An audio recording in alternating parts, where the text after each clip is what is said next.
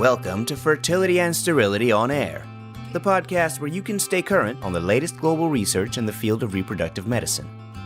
This podcast brings you an overview of this month's journal, in-depth discussion with authors, and other special features.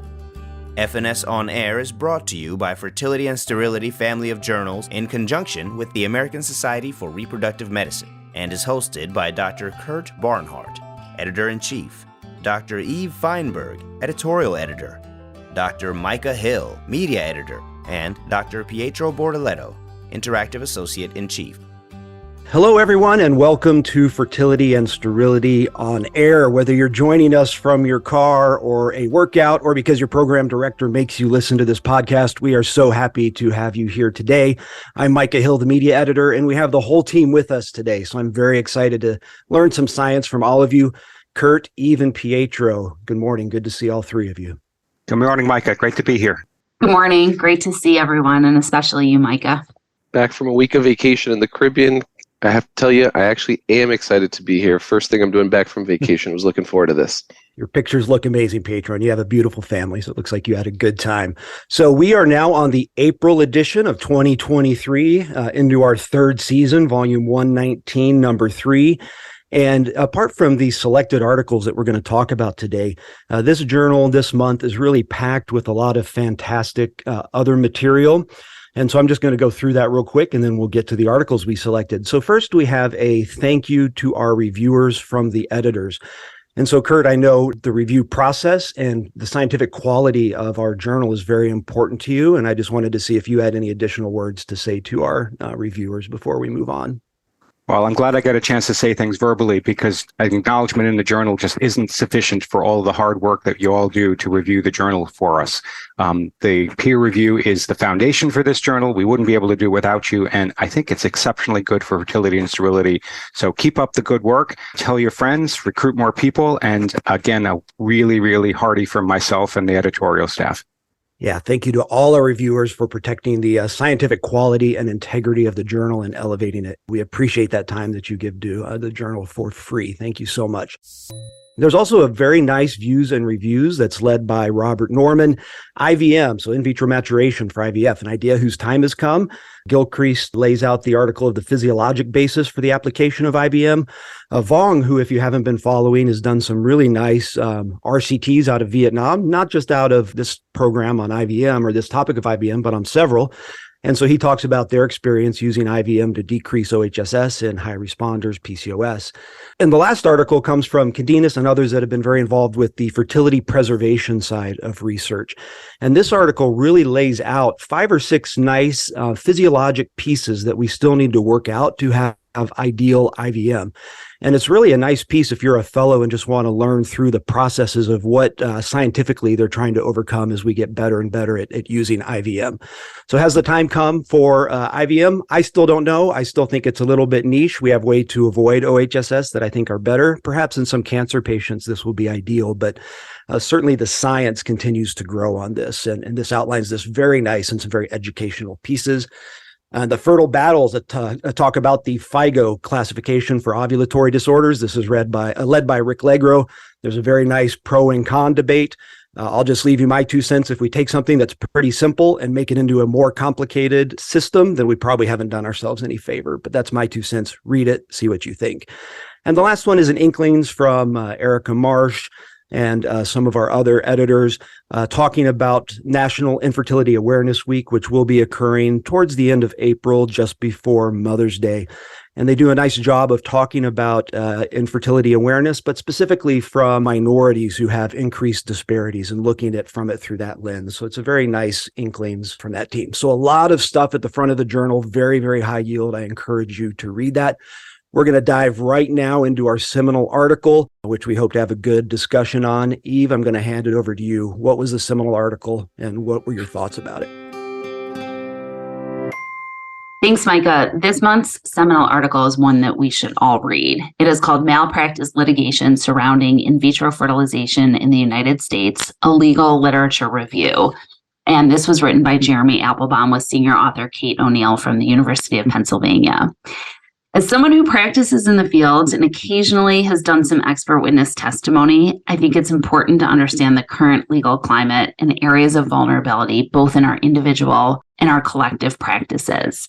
The study design is unique to medical literature. The authors queried legal databases, Nexus Uni, Westlaw, and Court Listener to collect records from malpractice litigations over the last 30 years that involved IVF. It is important to note that they were only able to collect cases that went to trial and not any that were settled outside of the courtroom. And I would add that only a small fraction of cases actually make it to trial. So it's important to note that what follows is a description of the types of cases that could not be settled before trial. I would say the more serious issues. There were 447 cases that were identified. 53 of these involved malpractice and IVF, and we're going to focus on those 53. 24 involved embryology errors.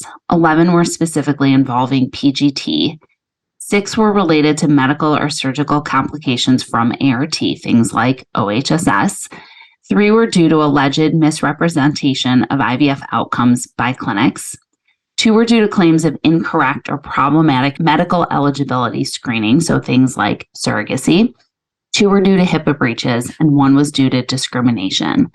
Secondary claims were things like negligence, breach of contract, lack of informed consent, and emotional distress. 55% were decided in favor of the defending IVF provider or clinic. 25% were decided in favor of the plaintiff, and 20% of these cases are still ongoing and have not yet been decided. Compensation has ranged from $4,000 to $14 million, though that larger sum was for a series of cases that were tried together and was awarded to 6 separate plaintiffs. The case was not actually a class action, as stated in the manuscript. The judgments ranged from $3 to $7 million per plaintiff. The authors go through the details of several of these key cases, and they group them by category. In the embryology category, there were cases where the wrong gametes were used or the wrong embryo was transferred, and the woman gave birth to a baby derived from another couple's embryo. Like I said, the $14 million judgment was for an alleged cryostorage tank accident. Other cases had to do with embryo discard. In the reflections piece for this article, written by Sigal Klepstein and Judith Dar, they caution that in a post-Roe world, we are ripe for additional litigation. It leaves the door wide open for ascribing personhood to embryos, and embryo damage or destruction may carry more significance and hence more financial reward. In the genetic category, complaints had to do with children being born with genetic disease, either because carrier screening was not offered, PGT was inaccurate, or the wrong embryo was transferred. Misdiagnosis encompassed issues such as failure to diagnose malignancy in pelvic masses during IVF or incorrect infectious disease screening results. Misrepresentation of IVF outcomes involves claims that IVF clinics promoted false success rates. Medical eligibility screening issues were related to the use of a GC with a history of severe preeclampsia in her own pregnancy, and then in her surrogacy pregnancy, which led to a 25-week delivery and death of the neonate at 21 days of life. The discrimination case was brought forth by a patient who was denied IVF because she was single, and this was found to violate a Michigan-specific civil rights law. In summary, what we do carries a huge amount of risk and liability, and I think all of our listeners can relate to each of these cases, if not envision similar scenarios or nightmares in their own practices. One point that I want to make, and this is from personal experience as an expert witness in one of the trials with a large monetary verdict, while winning a case might be seen as a personal victory, the downstream implications for the field will ultimately affect us all. As an expert witness, we have a duty to tell the truth, to eliminate theatrics, and to not exaggerate the significance of what was lost. I'm going to open this up for discussion because I know I just flew through these cases, but I do think that there's a lot to discuss here. I want to point out that I was taken aback by how low the number was. I don't know if you guys felt similarly. Between 1990s and 2000, in the 2020s, there were only 53 malpractice cases that actually made it to trial. In my mind, I thought that number would be higher, but I guess this actually gives us a sense of how much litigation is actually happening within our field. The other important point that I saw in the article was that 50% of the malpractice suits were related to embryology errors or things happening in the embryology lab. I know clinically we all talk about that the magic happens in the embryology lab. We're just making dosing decisions and stepping on a pedal to remove eggs, but it also seems like the liability is also happening in the embryology lab. Micah, Kurt, what do you think? Yeah, Pietro, you've rediscovered bias again. We all remember the small amount of cases that get huge publicity, but they have huge implications. I think the wonderful aspect of this article is that, I agree with you, the numbers are small. We should be aware of these suits, and we should be aware of where we should be paying attention to. I think I divided it into two areas. That there's not a lot we can do about the implications post-Roe. I mean, obviously, we should be advocates and fight against personhoods, but really the issue is, don't be so darn busy that you make mistakes by putting the wrong gametes in, or have faulty laboratory techniques, or problems with storage and transfer. I mean, those are malpractice. So I would caution against those. The ones that worry me are the ones about personhood and genetics, and can you assure a healthy baby? And those are more societal ethical problems, because nothing we do is 100%. There's also some easy unforced error ones on here, right? Just confidentiality. Don't talk about a patient specifically on on television. That kind of seems at face value something that we all know we shouldn't do. And don't disclose information about a credit card payment to an ex-husband over the phone that's related to IVF. That also kind of seems like an unforced error. But I agree with you, Kurt. There's definitely some stuff here that is avoidable and where we should really spend most of our attention trying to risk reduce. Yeah, I think the point about the embryology lab is key.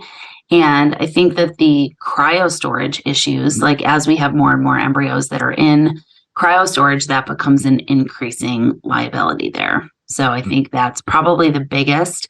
That 14 million was a cryostorage alleged tank failure. There were live births that were actually from those embryos that were kept in the tank. So there is a lot of debate and a lot of nuance as to whether or not that really was a tank failure or a tank malfunction. In terms of the medical stuff, I think the key message here is the same in all malpractice suits. If you spend a little bit more time documenting the patient's desires, or what you actually told the patient, or what you promised, you go a long way to defending these malpractice suits or medical liability suits. It's that gray area that's left for a jury to make the decision for you on what you said or what you promised or what the statistics are. And you certainly don't want that. Yeah, but Kurt, I'm going to push back a little bit from the expert witness side here that, if you have a case where material was, allegedly lost or damaged, like an embryo or like a frozen egg, and your family's complete, you've had a vasectomy, you're not planning on using that biologic material, why are you suing for $3.5 million? And why is there an REI defending that case? I think that's egregious, and that we need to have a higher code of ethics there. I agree. If you've got an REI who's misrepresenting the damages of a frozen gamete, that's horrible for our field. I can't understand why someone would do that. And if you think about it, if you're practicing good medicine and you have someone not an REI trying to be on the plaintiff side, you've got a lot of credibility. But if you've got a misspeaking REI that's in it for the self-interest and the money, that's just horrible. All right. Great discussion. I was sobered to read it and then to hear Eve's, but thank you, Pietro, for at least putting a little bit of a positive spin on it. I appreciate that. So a good article. There's a lot there to digest. Kurt, we're going to move on to you. We're getting to some original research now into andrology first. Yeah, we're going to stay high level with this. This is a well-needed and timely article. This is Conception After Surgical Sperm Retrieval is the running title. The full title is Reproductive Outcomes Following Surgical Sperm Retrieval in Couples with Male Factor Subfertility, a 10-year retrospective national cohort. Nicely done by Jonathan Lewis and Ethia Yasmin out of the University College London Hospitals in the UK. So this is a really important question, and it's a question that I think we face every day in our practice. What is the best sperm for ICSI, especially if you're going to talk about whether it's surgically extracted sperm, which is the main focus for this? Should you freeze it first? Does it have to be fresh? Do we have to time our cycles? Does it matter where you retrieve it? Certainly, it's easier to retrieve it from the epididymis than it is from the testes. These are practical questions that we have a lot of literature on, but very rarely do we have a very large study like this that goes all the way to live birth.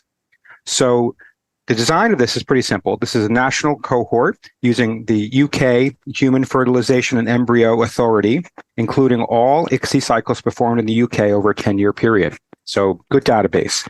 It looks at all known donor ICSI. It's perhaps a little bit old, but you have to do it in the study from 2008 to 2017, and it's stratified by where they got the sperm. So cutting to the chase, this is huge numbers. They're talking about over 200,000 ICSI cycles, including just under 200,000 ejaculated sperm.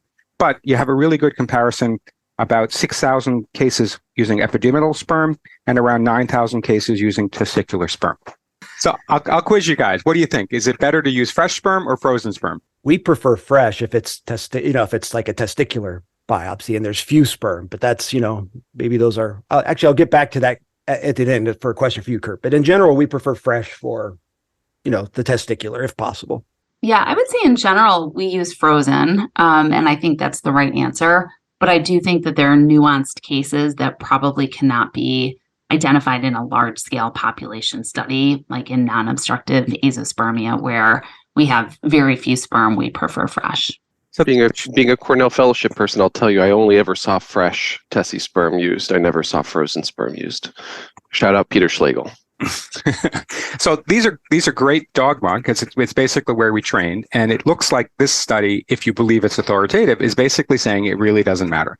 So basically the outcomes were pretty similar whether you used fresh or frozen sperm, whether from ejaculated sperm, by the way, which was a second analysis in the study, or using frozen sperm from surgically obtained. So that's the number one lesson. So there is subtlety, which I'll get to in a second. It's certainly not one size fits all, but you don't have to coordinate all your cycles to be fresh, but at the same token, there might be advantages too. So the next question, though, is where do you get the sperm? If we've just decided that surgical sperm works, and by the way, the success rates are pretty good. The ejaculated sperm in this study gave a live birth rate around 28.5%, the epididymal sperm around 30%, and the testicular right in the middle around 29%. By the way, we're not trying to say that surgically derived sperm gives you a higher pregnancy rate than ejaculated sperm, but it is comforting that all the success rates are about the same. So the next question is, where do you get the sperm? And I learned that many people think, and that's what I learned, that what matters is the DNA fragmentation is more as you get farther away from the testis. More time for reactive oxygen species, more time for, if you will, unpackaging of the supposedly correctly packaged DNA in the sperm. So theoretically, you would say that testicular sperm, assuming all else is equal, should be better because it has less DNA fragmentation. The answer to this study was the opposite. It looked like epididymal sperm gave you higher success rate than testicular sperm. That is one of the statistical significant findings in the study, which opens up a lot of questions because sometimes you don't have a choice, but if you do have a choice, it does look like that epididymal sperm might be better. It makes me wonder, is it just easier to extract or you're getting more sperm to choose from? But anyway, we'll leave the subtlety to this finding. Or confounding by indication, maybe with, exactly with where you're going. Obstructive, non-obstructive azoospermia. And right.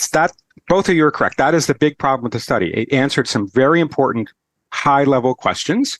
But this is a registry data that has some of the data protected. So therefore, they couldn't get to individual patient data to control for things like female infertility and obstructive azoospermia versus non-obstructive azoospermia. So the bottom line from both the reflection and the authors is correct in that they're answering a large question, but they all tip their hats to saying, that doesn't mean we shouldn't have individual medicine. It doesn't mean that there's not other factors here that will make a difference on how you choose to obtain your sperm, whether you freeze it or not. But nice, reassuring study on the big level questions, top level questions, and then we can still argue and debate and publish in Fertility and Sterility about the subtlety. So well said, as always, Kurt. Kurt, you've kind of alluded to it, but is it possible when you have a massive population study like this that maybe those 0.5% or 0.1% of males that really have severe non-obstructive azoospermia, and you're maybe only going to get 6 to 10 sperm and half of them won't be swimming? And is it possible that you just lose those cases when you have so many that you don't find any statistical difference when you overall just start lumping these into these massive categories of tens of thousands of people? Yeah, it's very possible. I mean, the advantage of large numbers is you can find statistical significance at a smaller number, bigger sample size. But when you start lumping everyone together to get these normals, there's a lot of subpopulations that get just buried in the data, and you really can't answer the specific question, like you were saying, Micah. Like, what about if they only had less than 20 sperm? Then if that's the case, maybe there is a difference on fresh versus frozen, or there is a difference between, where you got the sperm. Again, reiterate the point. We're going to argue about specifics, but I'm glad we see a high level study that goes to live birth with something that's commonly done in our field that can be reassuring to us. Yeah, and just a plug for frozen sperm. I mean, I think that the big advantage of using frozen sperm is that you're not necessarily subjecting a woman to ovarian stimulation, and you have some time to make decisions once you know whether or not sperm are retrieved. And so I think that the idea of trying to coordinate so many of these fresh, while commendable, I think it unnecessarily puts women through a lot of treatment that they may not otherwise need. Unless nothing survives the thaw on the back end when you go back and stimulate them, then you're, worse off. A lot of it is predictable though, right? Like in your cases where you have, at least in our center, cases where we suspect that numbers are going to be very, very low, like non-obstructive, high FSH, Klinefelters, we will plan to do those a priori fresh, but certainly obstructive cases, we do all of those frozen and in advance. Again, to that point, very rarely are we surprised, but it really allows for much more coordination and timing with overall excellent results. Let me finish this conversation with, again, we're talking about the weeds. Let's go back big here for a second. ICSI and sperm surgical extraction has just changed reproduction. These are men that would never have gotten pregnant before. And it amazes me that something like 28% of these people can have a live birth, even though we've bypassed so much biology. Spermatogenesis, spermiogenesis, fertilization. It just come on. We all do this for a living. Let's think about this. This should amaze you that this works so well. They can't see my smile through the podcast, but I could not agree more. I think sometimes we take for granted what we do. And I think we can all relate to this, but I had a patient in my office the other day who was 49. She froze her eggs when she was 39. She had one embryo. We transferred it. She was released to her OB at 10 weeks. And she just stood there in tears, so grateful, like, you changed my life, grateful. And we do amazing things every day. And I think it is not often that we take the time to pause and reflect over what we do. All right. How's that for a segue? Who's next? All right. I like it. And now we're going to move on to me. We have an article going on to assisted reproduction. And I just want to get my shout out of the month to Ricardo Loret de Mola. So Ricardo has been working with us on trying to get some of our events live, both on site and virtually with our Spanish-speaking colleagues around the globe. And so we, for the first time, had a Spanish journal club in a few years just last week. So if you speak Spanish and you'd like to listen to that, it was a great discussion on endometriosis from surgical experts throughout Central and South America. So thank you, Ricardo, for that. I'm moving on to ART, and this is a meta-analysis that's looking at progesterone supplementation in natural cycle frozen embryo transfers. And this is a meta-analysis done by people out of China, led by authors Zhang and Zhang. And they were able to find 4 randomized controlled trials, 3 of which were in their primary analysis. So these are natural cycles, although they were supplemented with progesterone. And so obviously when you get from between natural and program cycles, there's going to be some gray areas. Some people will use HCG triggers, some will use progesterone. But the idea being with natural, mainly that you have a corpus luteum that's functioning. So in these 3 studies that were included, they primarily used vaginal progesterone at different doses from 100 to 400 a day. They started at different times. One of the studies started 3 days after an LH surge. One of them started on the day of embryo transfer, which could have been day 2, 3, 4, 5, or 6, or 7. So whichever day they got the embryo transfer, that's the day they started the progesterone. So it varied between the studies. Overall, they had about 1,000 patients between these randomized controlled trials. When they looked at their primary outcome of live birth using vaginal progesterone to supplement a natural cycle, they did find an advantage with an odds ratio of 1.42, and it did not cross the null. And 2 of those 3 studies individually found statistical significance. their estimations of the effect size were very similar, 1.46 and 1.42 between those two large studies. And so the statistical heterogeneity from all of these comparisons was 0% because it was fairly similar between the three trials. So the authors conclude that vaginal progesterone supplementation may be helpful in patients that have having a natural cycle FET. So I want to talk about a few of the things that I liked about this study first. First of all, they only used randomized controlled trials. So compared to the prior meta-analyses that are out there, those other studies have combined observational cohort data with RCTs. And obviously, the problem with that is in your observational data, you're going to have various biases. In those papers, you hope that those authors are adjusting for that with regression models or some sort of other adjustments to account for that potential confounding. When you're doing a meta-analysis and all you have is the main output of the raw data going into your model, you can't adjust for that confounding within that specific trial. And so by doing a meta-analysis, you're really just compounding bias risk with observational data, unless you're doing meta-regression or individual patient meta-analysis. So that was the first thing they did that was better than prior studies. They registered their meta-analysis prospectively on Prospero. So I think that's something that every meta-analyst or systematic review person should do. Just like an RCT, say what you're going to do beforehand so that it's clear that you're following your a priori plan.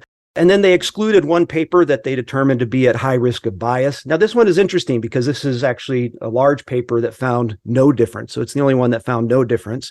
They did exclude it because it was registered 10 years after it was published.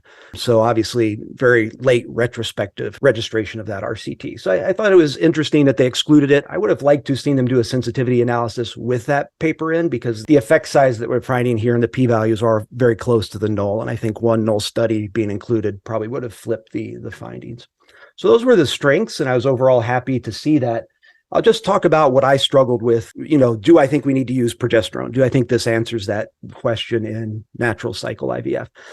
First of all, and the authors admit this, there's suboptimal integrity in the three studies that they included. They did a very nice Cochrane review of the biases, and they're pretty high on these studies. There's not allocation concealment. There's not blinding. They're not all clear on how they did the randomization sequences. There's a lot of clinical heterogeneity. Again, as I said, one of the studies started progesterone on day 2, 3, 4, 5, 6, or 7, depending upon the day of how old the embryo was for the transfer. They all did use vaginal progesterone, though, so that was good. One of them used an HCG trigger. So if you're using an HCG trigger plus progesterone, are we still on a modified? Are we still just a natural cycle, or are we now pretty heavily modifying it with 2 additional drugs?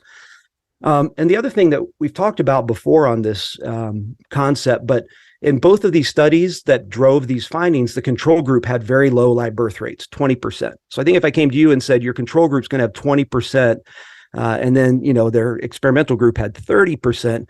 Well, even 30% for an FET in most of our programs, I think we'd say that's pretty low. We might want 45, 50%. So when your control group and the 2 studies that drive the findings are inexplicably low, maybe that's because these were slow VITs. And so a lot of these were slow VITs. So does that apply to us? These were day 2, 3, 4 transfers. Does that apply to us? So maybe these things don't. And then the one thing I wanted to talk to Pietro about specifically, because I know you do a lot of these where you trained, all of these studies used only LH to determine when to time the frozen embryo transfer. And in the most case, they're actually just, they were home LH tests. So they're not even blood tests. So they're going on a home LH surge being positive, and they're not checking progesterones. Could it just be that by starting progesterone, if you actually mistimed it on a home ovulation predictor test, the progesterone supplementation maybe helps you overcome the fact that you mistimed the transfer.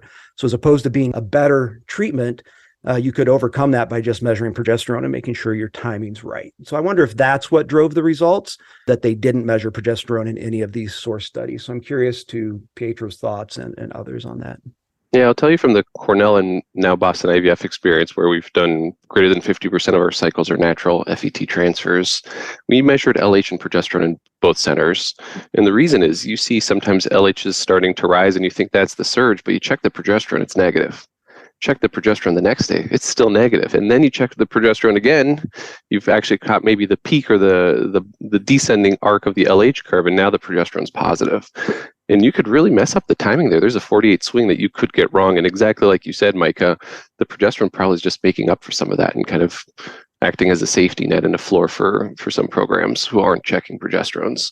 So I check them mostly because that's how I've been trained, but I think it makes good intuitive sense to me that if you're going to be checking one, you should be checking the other when making some of these decisions.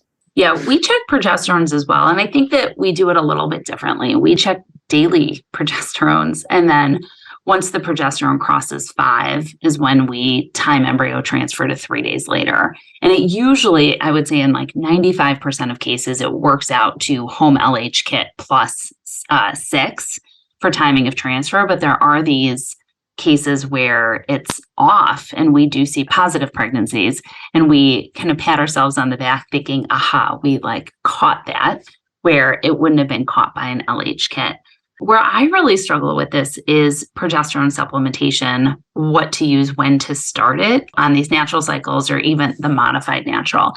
And I will say, after having written that views and reviews, I think just from a terminology standpoint, natural is the corpus luteum, let's call it happening unassisted or happening naturally. And a modified natural is where you trigger with HCG and you modify the natural cycle by adding an ovulation trigger. And so that tends to be the distinction between the two. But especially in the triggered cycles, do you start progesterone 36 hours later? Do you start progesterone 3 days post, what would have been LH surge or 3 days post trigger? Do you start progesterone after embryo transfer? I think that's the part of this study that left me very unsatisfied.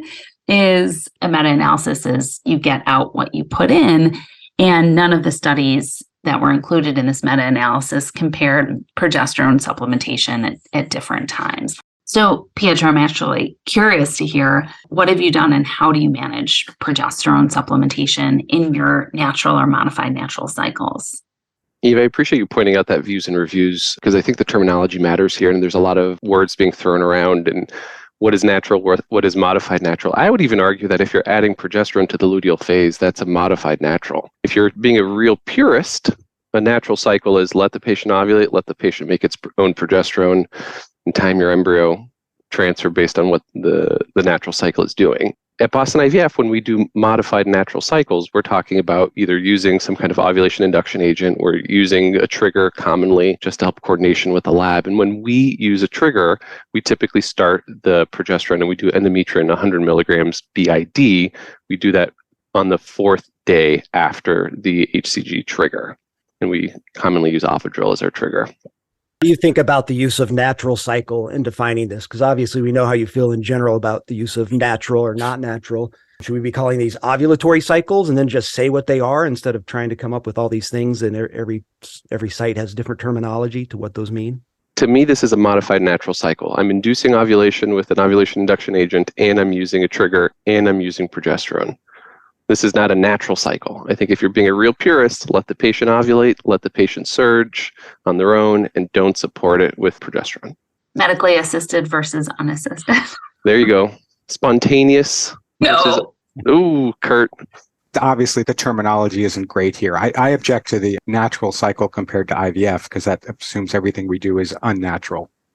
It is unphysiologic, but the connotation of unnatural is something I prefer not to go there. This is different, I guess. It is a natural cycle. I prefer to say a spontaneous cycle or a normal cycle, but I'm not sure I have the same feelings on this one. But I do have a feeling on this topic here, right? So we are in the, for lack of a better word, the infancy of natural cycles, even though I just used the word, and we're still learning. So I think that this study, as well as you described it, Micah, this meta-analysis is really not going to help me all that much because the evolution of how we do this is still happening. And an old trial that's probably biased by publication bias, right? You wouldn't have got your paper published if you didn't have a positive result, is just, I'm still not sure that that's going to help. Think of it this way. There probably are a small amount of cases you can help by giving progesterone in a normal cycle, right? There are some people that progesterone seems to work in some cycles, but really we're trying to get it back to what would be normal. So how can we say that progesterone is better than a normal cycle? So statistically and methodologically, this is kind of difficult here. So I think my take on this is let's all learn from what we're doing and figure out what the right way to do this is. But I still find it hard to believe that progesterone is better than nature. My other go-to person for all things luteal phase is Kate Devine at Shady Grove, who's obviously done some RCTs looking at luteal phase support, and I think is helping with the NAPPRO trial. And she also has some doubts about whether, these findings represent what we're doing now. She did say the one caveat, she's heard some data from Sarah Berger and Heather Huddleston about older patients maybe having lower quality corpus luteums and not as adequate of progesterone. So, again, Kurt, like you're saying, we're at the infancy of this, and maybe there's some patients that we have to discover that benefit from the progesterone. They didn't give numbers needed to treat in this meta-analysis, but it's roughly somewhere between 10 and 15 patients. And I wonder if, based on what Pietro is saying, again, that's just 1 in 10, 1 or 15, you miss the surge, and the progesterone rescues that for you. That was my main But concern. If it's 1 in 15 people that we're actually helping because there is something wrong with their natural cycle, that's really hard to prove that it works in a randomized trial, is my point. Yes. Which is why I doubt some of the validity of these earlier trials that are put in the meta-analysis. Great point. Well, but going back to the timing of progesterone onset, and so if you're missing the LH surge and you're supplementing with progesterone and you're starting your progesterone supplementation 4 days after HCG trigger, 4 days after your LH surge, like that's not going to compensate for, that's going to be more dysynchrony than synchrony. I'm going to sound like a broken record here, but I'm going to go back to the concept of the window of implantation not being a window and it being a patio. And I think we have a much more permissive number of hours than we all think we have to be able to put an embryo into the right endometrium. We had this discussion on the fellows chat that still persists after we've all graduated. And the range of programs transferring embryos at 108 hours all the way up to 134 hours was vast.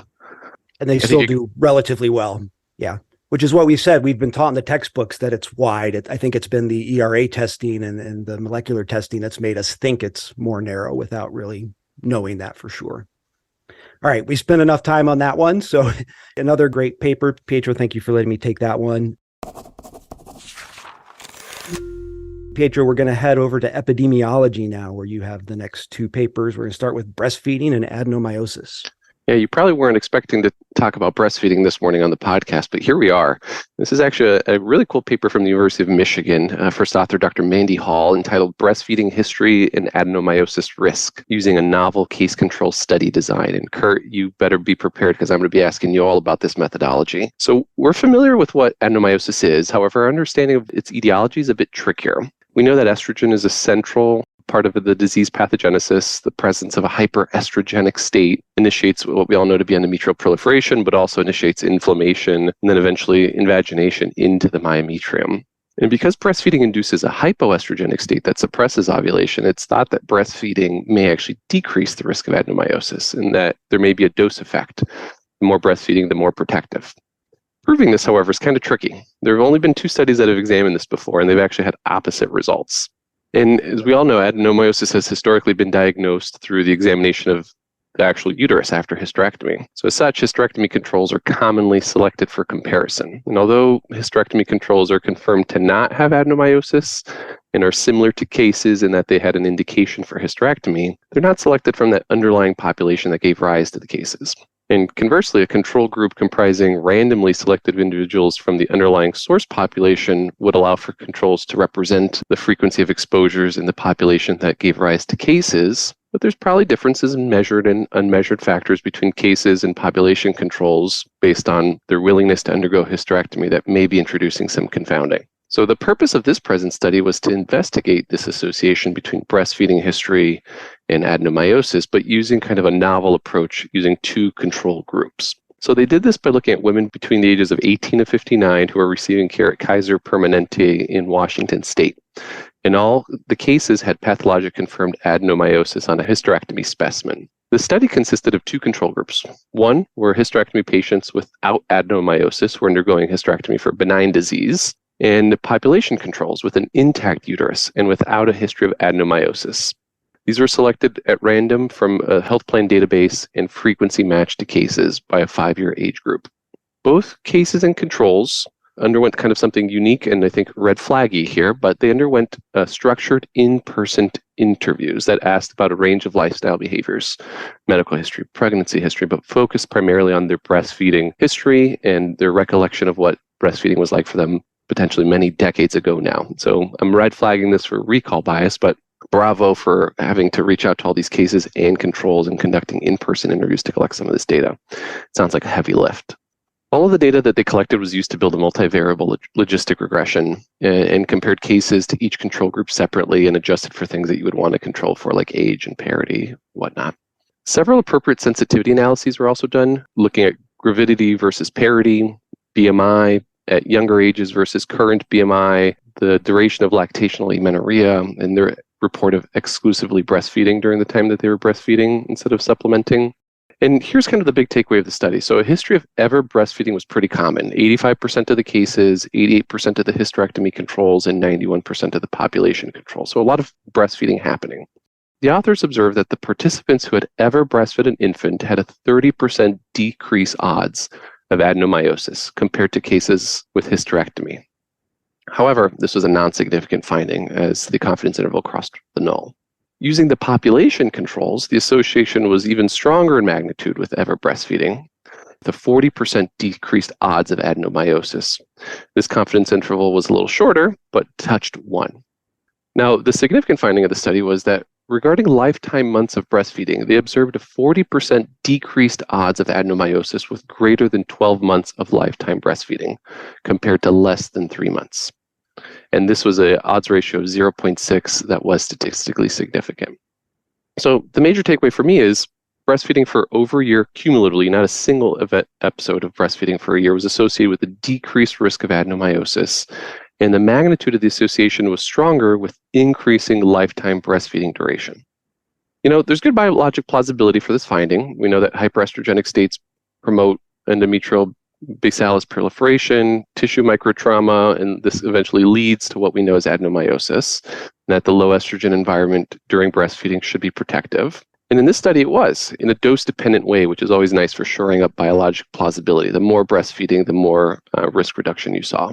Now, being that the focus of the study was this kind of novel two-pronged control group, I wanted to ask Kurt what you think about using controls who have had hysterectomy for benign disease and then a population control with an intact uterus who never had a diagnosis of adenomyosis, which you could only make with a uterus specimen. Kurt, what do you think about that? Does that seem clean to you? Is this clever, or is it just introducing a little bit more confounding in our result?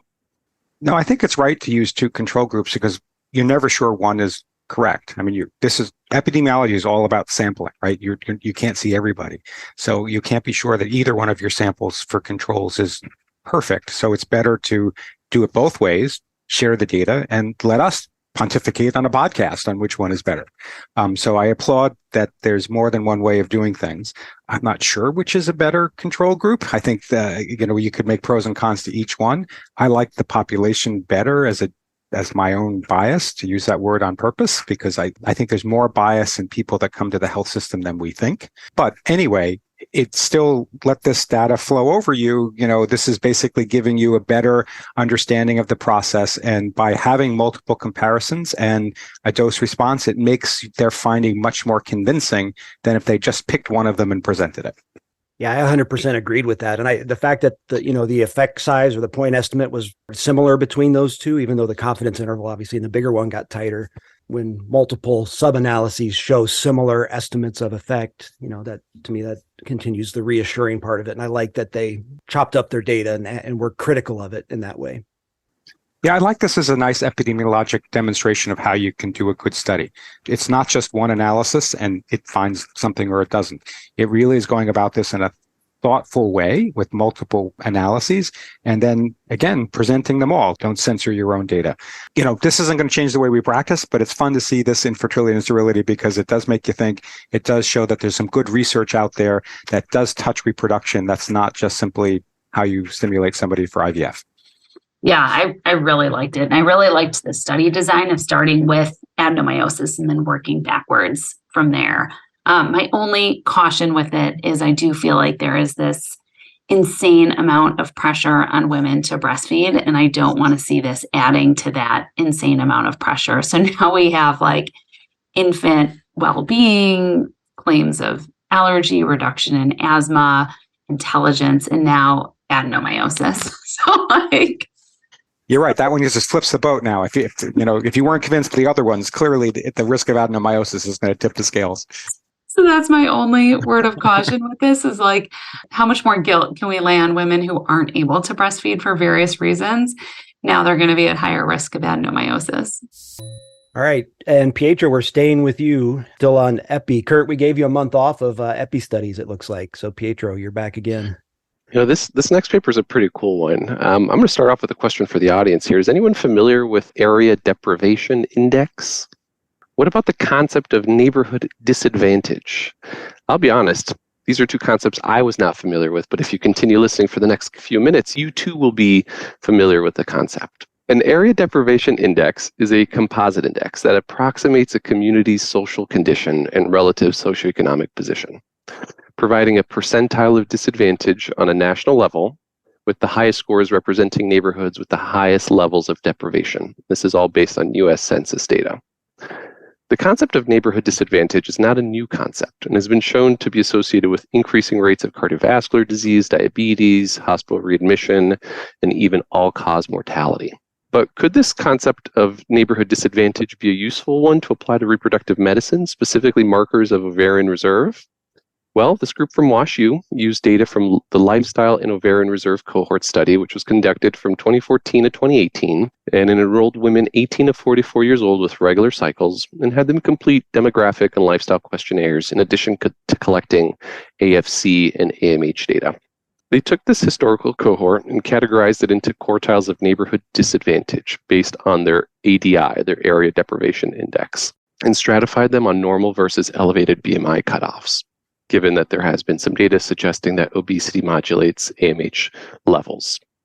They performed linear regression and adjusted for age, race, and smoking status. In total, 193 women were included. The median age was 31, 63% of them are white, and 60% of the participants resided in census area blocks that represented anywhere from the 2nd through the 99th percentile of neighborhood disadvantage. So a nice wide sampling of a cohort here in St. Louis. So after adjusting for age, race, and smoking status, women with overweight and obesity who lived in the most disadvantaged neighborhoods had lower AFC scores compared with those living in less disadvantaged neighborhoods. However, this difference was non-significant. The same was also true for the normal to underweight BMI groups. But what about serum markers for ovarian reserve like AMH? Women with overweight or obesity living in the most disadvantaged neighborhoods had significantly lower AMH levels after the adjustment for age, race, and smoking status compared to those living in the least disadvantaged neighborhoods. Among women with normal weight or underweight, there was no difference in AMH levels based on the neighborhood of residence. So the take-home message here is that living in a disadvantaged neighborhood is associated with reduced AMH concentration, but only in women with overweight or obesity. This finding implies that some of the negative effects of socioeconomic deprivation, which could include things like stress, environmental toxins, poor diet, or even micronutrient status, had more of an impact on the ovaries of women with overweight or obesity. The ovarian reserve of women with overweight or obesity may be more susceptible to the damage through these factors than that of women with normal weight, as suggested by the authors. Alternatively, it's possible that factors leading to obesity in socioeconomic deprived neighborhoods are different from those leading to obesity in other settings. These factors include things like lack of access to fresh foods, lack of access to cardiovascular forms of exercise. Women with obesity in other settings may have a different set of exposures that do not confer a negative impact on ovarian reserve. As a whole, I think this is a cool study because we just don't have a lot of folks within reproductive medicine working on social determinants of health in our field. It's great that we're highlighting this. I really dug it and learned a new concept, the area deprivation index and neighborhood disadvantage. But I'll use Kurt's old adage, let the data wash over you. I'm not sure that this is going to change my practice, but I think it makes our field a little bit more proactive in looking at social determinants of health and how the markers that we so heavily rely on, AMH, antral follicle count, may be modulated by someone's social circumstance or where they live. Eve, you nodded your head earlier. You were the only one who was familiar with the area deprivation index and the neighborhood disadvantage score. Is this something that you're working on? This paper came from WashU, and the first author is Allison Komorowski, who's now our second-year fellow, and Emily Youngheim, who's our division director with Jesse Walter, who is one of our faculty. So I've heard a lot about area deprivation index through our own discussions. And I think it makes a lot of sense, right? Like there's been what I would argue an inappropriate focus on race. And I think it's not so much race as much as it is neighborhood disadvantage. And in some cities, those two factors go hand in hand. Chicago is one of those where neighborhoods do tend to be fairly segregated. But I think that it's not so much the biological difference of a Black patient versus a white patient, but the neighborhood disadvantage that may be driving these differences. And so I think it is really compelling and really interesting to look beyond race, to look at things like area deprivation, to look and to dive in deeper. What are those factors? Is it food? Is it environment? Why do we see differences, biological differences? And so I think it's a fascinating study. Of course, I commend the authors. I'm very proud of our second-year fellow. And I think it's an area of growing interest. This is an appreciation of more than just race or society and other things. We have to be careful. This was a debate that the editor-in-chief from, I don't remember if it was New England Journal or JAMA, got fired for saying that the differences were due to social aspects and not race. I'm not trying to weigh in on that issue here. I don't want to get fired, but this does make you think that it's really tangled, and we really have to pay attention to things, and we can't classify them as simply as we would like. But it does bring back, when I was a fellow, I learned something that stuck with me, that, in some underdeveloped countries, the rate of fertility was the highest. But what people didn't understand was also the rate of infertility was the highest.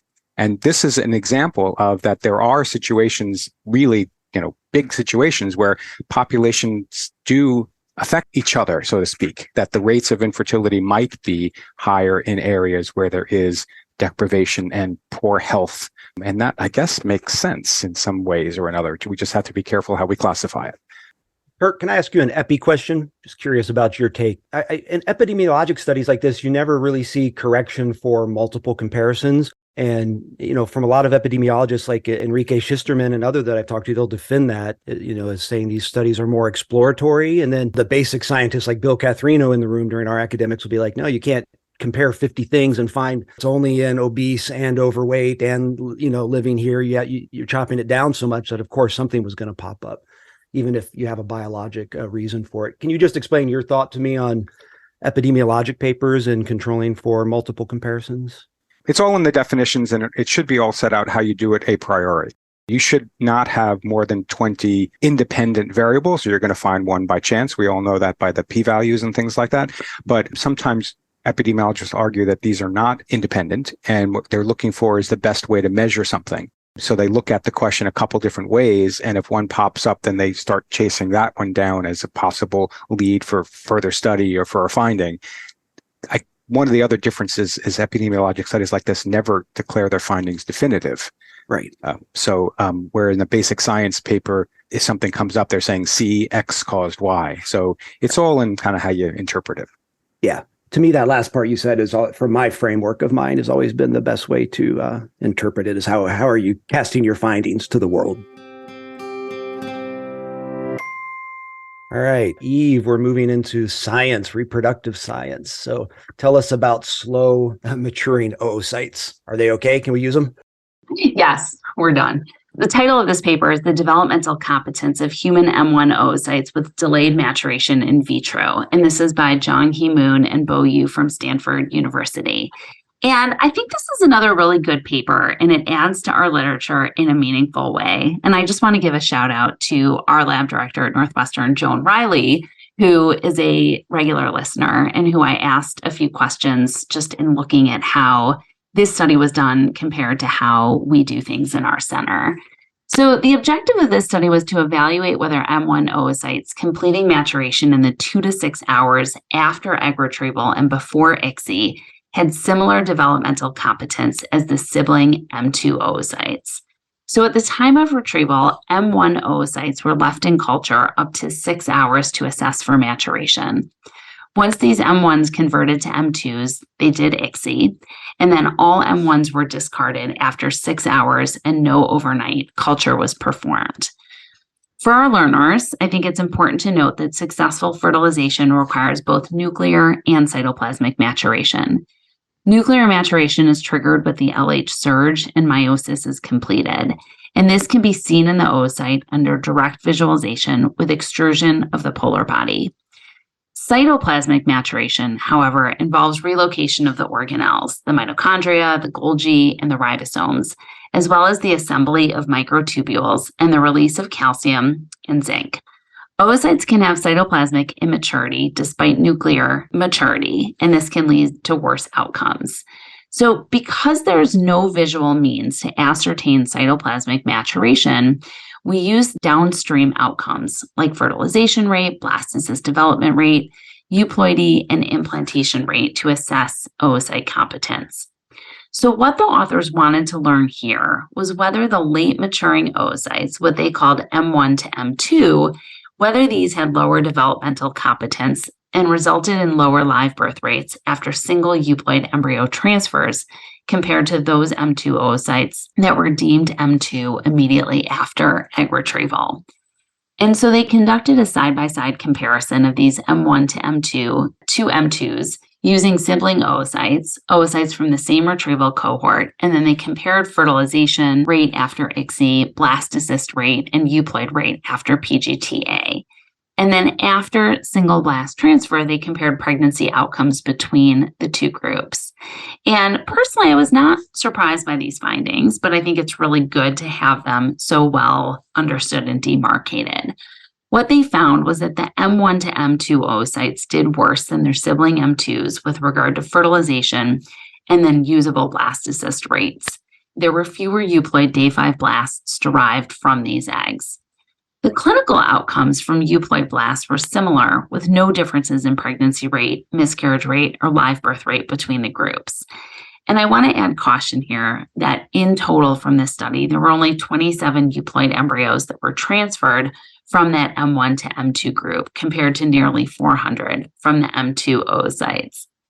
So I think the take-home message here, as I see it, is that you can use them, and perhaps we shouldn't be so quick to discard oocytes. And this is really where my question came in with our own lab, and we actually do something very similar.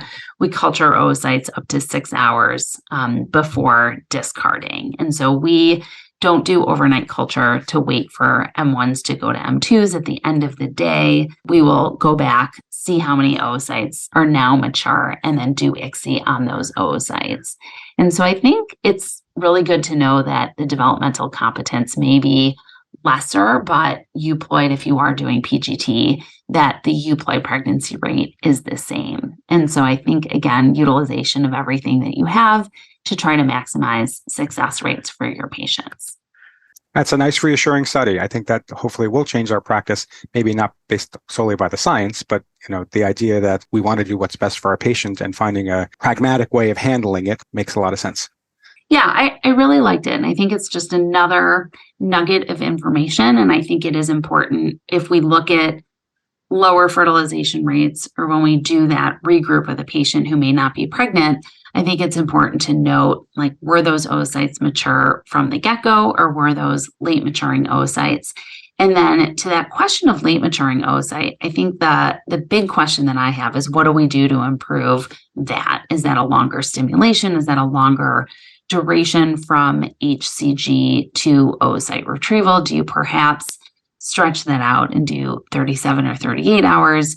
Do you give a bigger boost of HCG? Do you do a double trigger? I think, it asked a lot of questions in my mind, as well as answered a very important one. And I like the reflection from Cotter: better late than never, but never late is best. So I think that summed it up good. And overall, interesting data that I think fits with what most of us have been doing clinically.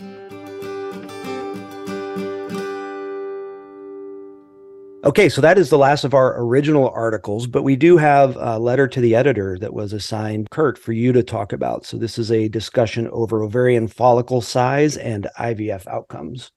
Yeah, I'm glad we're discussing a letter to the editor because first I wanted to highlight that I enjoy letters to the editor. I mean, the discourse between authors is terrific. Sometimes people bring up wonderful points, and it really shows that people are paying attention, which is the case in this paper.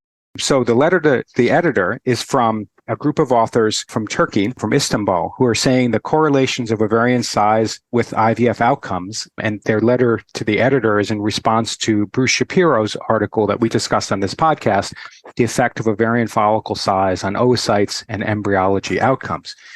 Very briefly, Bruce Shapiro's article looked at a large number of people and they stratified the size of the follicles and then analyzed how many times you get an egg from the follicle of that size and does it correlate to a good quality blastocyst and a live birth.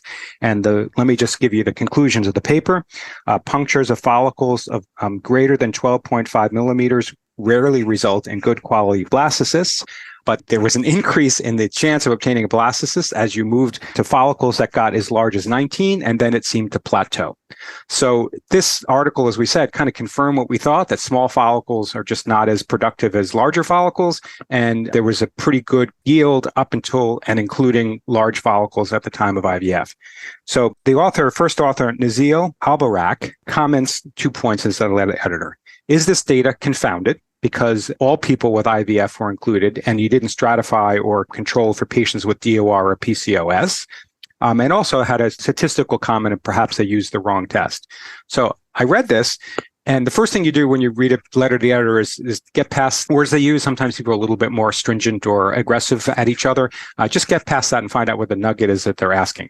And this was a good question. Is it possible that the number of eggs you get from follicles differ by diagnosis? Let's take the extremes. Is it possible that someone with PCOS, you're more likely to get an egg from a small follicle than someone that has DOR? And I don't know the answer to that.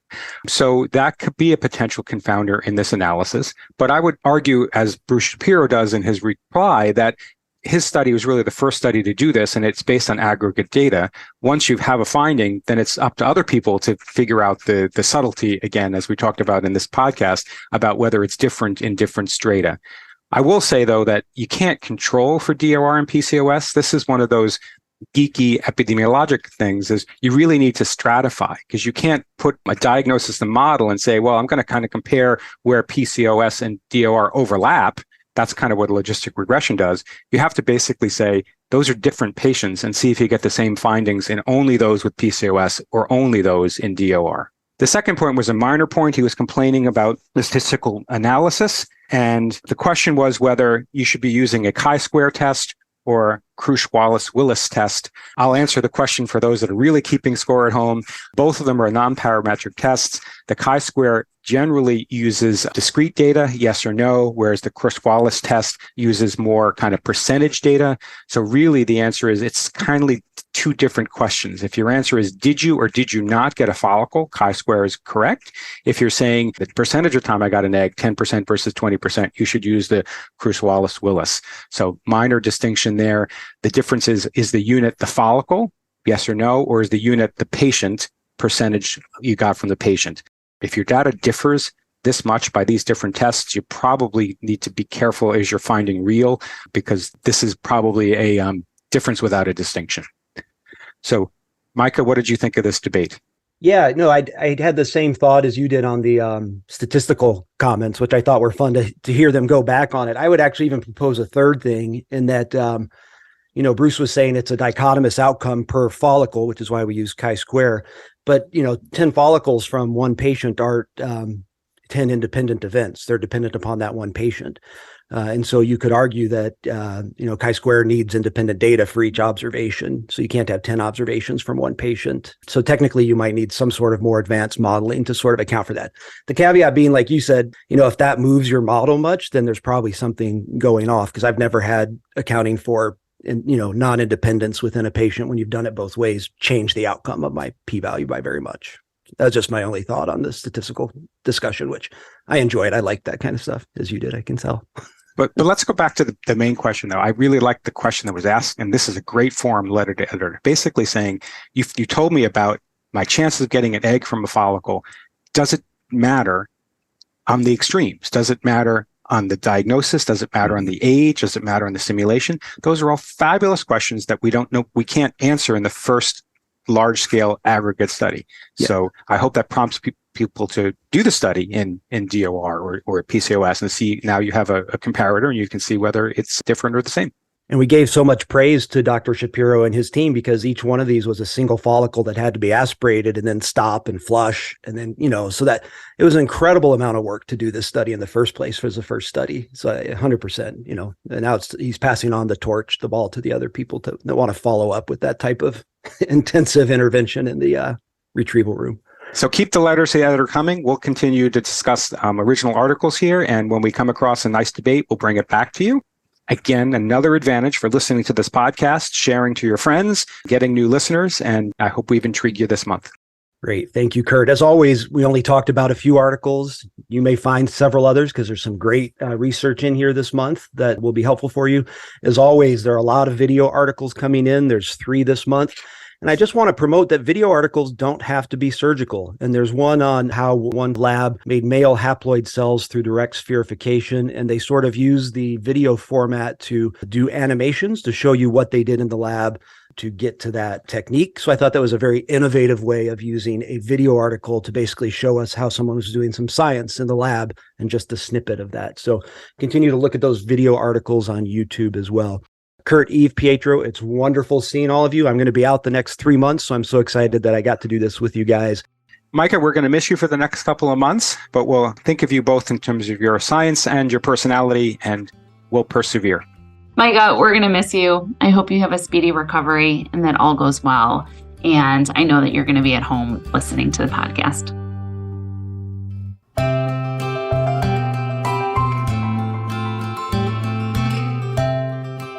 This concludes our episode of Fertility and Sterility on Air, brought to you by Fertility and Sterility in conjunction with the American Society for Reproductive Medicine.